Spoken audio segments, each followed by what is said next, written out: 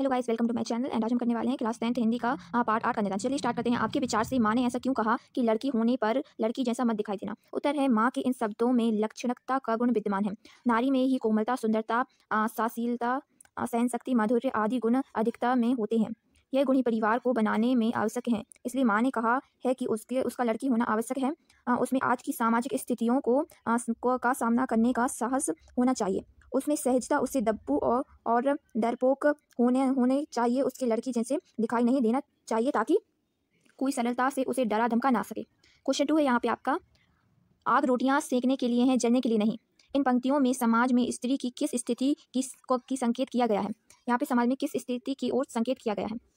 इन पंक्तियों में समाज की पुत्रवधू को जलाकर मारने वाले के घिनौने कृत्य की ओर संकेत किया गया है। दहेज की मांग पूरी न होने पर ससुराल पक्ष के लोग अपनी बहू या पुत्रवधू को जलाकर मार देते थे।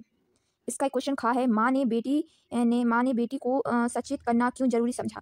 आंसर है, माँ ने बेटी को सचेत करना इसलिए जरूरी समझा क्योंकि कहीं उनकी बेटी समाज में व्यक्त अत्याचारों की शिकार ना बन जाए। माँ स्वयं उन अत्याचारों के सत्य प्रमाण थी। माँ यह नहीं चाहती थी कि उसकी बेटी भी वही दुर्दिन देखे। माँ ने अपनी लड़की को लड़की बनकर रहने की बजाय सख्त पूर्वक अत्याचार का मुकाबला करने का सुझाव दिया है। नेक्स्ट क्वेश्चन है आपका यहाँ पे, पाठिका थी वह धुंधले प्रकाश की कुछ तुकों और कुछ लयबद्ध पंक्तियों की। उत्तर, यह लड़की के परिवर्तन न होने, विवाह सुख की अस्पष्ट जानकारी होने तथा वैवाहिक जीवन के अस्पष्ट से प्रकाश एवं कल्याणों का पता चलता है। वह तुकों और लय से बांधी काव्य पंक्तियों के समान विवाह के काल्पनिक सुखा में जीती है।